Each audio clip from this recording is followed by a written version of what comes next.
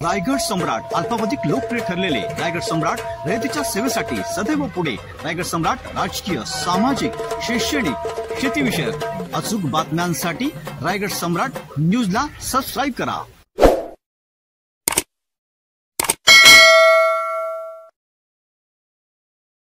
महाविकास आघाडीच्या माध्यमातून रायगडमध्ये आनंद केते उमेदवार आहेत आणि मावळमध्ये संजोगजी वगैरे आहेत। दोघांच्या प्रचाराला आम्ही लागलो मध्ये इतकी आमच्या संदर्भात वाटाघाटी चालू भिवंडी, सांगली या ज्या अडचणी होत्या त्या आता सगळ्यावर पडदा पडलेला आहे आणि रायगड काँग्रेस ही दोन्ही मतदारसंघामध्ये शिवसेनेचे उमेदवार आहेत। त्यांच्या माध्यमातून गावाला सांगण्याचा भाजपने मुद्दा उचलला की 400 के पार हे त्यांनी तो स्लोगनच केलेलं काय झालं 400 पार असतं तर त्यांनी कशाला शिवसेना तोडली असती, कशाला राष्ट्रवादी तोडली असती, कशाला काँग्रेसवाला अशोक चव्हाण घेतले असते। त्यांनी मोदीचं काळ संपलेलं आहे। राम मंदिराचा मुद्दा चालत नाही आहे। महागाईचा बसमासूर एवढा मोठा झाला आहे, बेरोजगारीचा बसमासूर एवढा मोठा झाला आहे की आता बीजेपी 150च्या आतमध्ये राहते। 400 पारचं नाटक जे आहे ते त्यांचं 9% संपलेले आहे आणि मोदी यावेळेला शिक्षण जाते म्हणून त्यांचं 400 वरचा भोट ते आव्हान करतात। ते 19 बोलतात ते राहतच नाही तर आणि सगळे जेलमध्ये जाण्याच्या मार्गावर आहेत। भाजपचं म्हणणं आहे की पंतप्रधान मोदींनी स्वतःने सांगितलेलं की मला पंतप्रधान करा।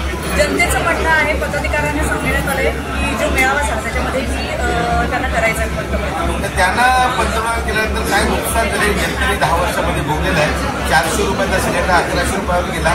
त्याच्यामध्ये बेरोजगारी प्रचंड प्रमाणात वाढलेली आहे। जाती धर्मामध्ये तेढ निर्माण झाले। या देशातला अल्पसंख्याक मुसलमान असू द्या, पारशी असू द्या, शीख तो सगळं घाबरलेला आहे आणि म्हणून या देशाचे स्वातंत्र्य होतं मिळालं होतं ही लोकशाही का स्थापन करण्यात आली, का या संविधानानं अधिकार सगळ्यांना बनवलं तो संविधानच काढून टाकण्याचा प्रयत्न आहे। जनता त्याच्यामध्ये फार आता नाराज आहे आणि निश्चितपणे त्यांच्या विरोधात ही सर्व मतदान होणार आणि म्हणून मोदी सत्तेत नाही, मोदीनं हकला अशी सगळ्यांची भूमिका आहे आणि तुम्ही पाहताय तुमच्या मनामध्ये पण गोष्ट आहे तर महागाई प्रत्येक म्हणून असतं। साहेब मावळमध्ये जे विद्यमान चांगले हसतात, जास्त बोलत नाही, संसदमध्ये संसद ते मिळवतात ते आपण जास्त भाषण त्यांचे ऐकत नाही पण ते ग्राउंडवर झिरो आहे। ज्या पद्धतीनं धुरण पनवेल खोपोलीमध्ये आपण कर्जतमध्ये औद्योगिकरण झालं आहे त्याचा जो CSRचा पैसा आहे परराज्यात चालला आहे। आपल्याकडं कुठलाही पैसा येत नाही आहे। सिडकोच्या माध्यमातून रोज आमच्या इथं घरं तोडली जातात। अनेक हजार लोकांना नोटीस दिल्या। यांना मी स्वतः भेटलो बाबा याचा काहीतरी मुख्यमंत्री तुमच्या उत्तर विभागाचे मुख्यमंत्री असताना आणि कारवाई थांबवण्याचा निर्णय झाला होता। आज ते काही त्यांनी शून्य कमी खाली भागामध्ये केला। इथला प्रचंड या 3 मतदारसंघामध्ये बांधणीच्या विरुद्ध नाराजी आहे। ते झिरो काम केलंय म्हणून त्याच्या विरुद्ध मतदार सर्व पक्ष कंटिन्यू आमच्याकडे चालत नाही। अनेक लोकांना आता RPI डिझॉल्व करून RPIचा प्रचंड म्हणून महेश समितीसह आता आपले काल सदावर्ते त्यांनी सगळ्याच्या सगळे पदाधिकारी आपल्याकडे आहेत। काँग्रेसमध्ये सगळ्यात जास्त आपल्याकडे होत आहे। काँग्रेसच लोकांना म्हणते का काँग्रेसशिवाय पर्याय नाही आणि काँग्रेस का हात आदमी के साथ काँग्रेस लोकांना भावले तिथे धर्म, जात, पंथ याचा कुठलाही विचार तिथं नाही आहे आणि म्हणून लोकांना काँग्रेस पडते।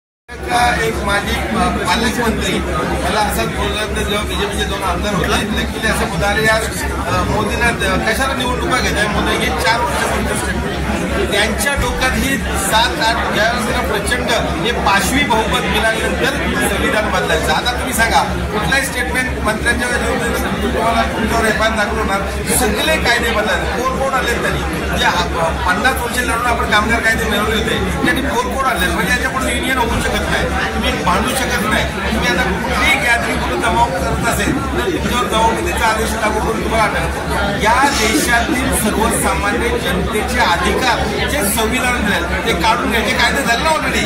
असे किती कायदे झाले सांगा कोण आले म्हणजे कामगार शेतकऱ्यांच्या विरुद्ध कायदे आले म्हणजे शेतकऱ्यांना रस्त्यावर लागतात।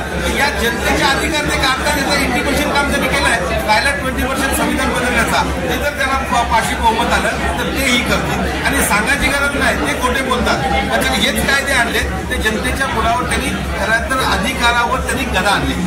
राज्य करतील ते कोणाला गोळ्या त्यांच्या घरावर पण घालतील, सुपारी पण देतील, पवारांनी सांगितलं ना मला तिकडे घेऊन गेले, गणेश नाईकांना घेऊन गेले, हर्षवर्धन पाटलांना घेऊन गेले, अशोकरावांना सांगितलं, अशोकराव नव्हते जात, त्यांच्या विरुद्ध त्यांचं जामीन कॅन्सल करण्यासाठी ते सुप्रीम कोर्टाची धमकी दिली, श्वेतपत्रिका मुद्दा म्हणून काढली, 70,000 घोटाळा जाहीर केला आणि 7 दिवसाआधी त्यांना येत आहे मुख्यमंत्री होते का जेलमध्ये जात आहे. त्यांची भूमिका आहे की आता कोणी अजित पवार जायला मागत नव्हते, एकनाथ शिंदे जायला मागत नव्हते, हे सगळे जबरदस्ती नेले.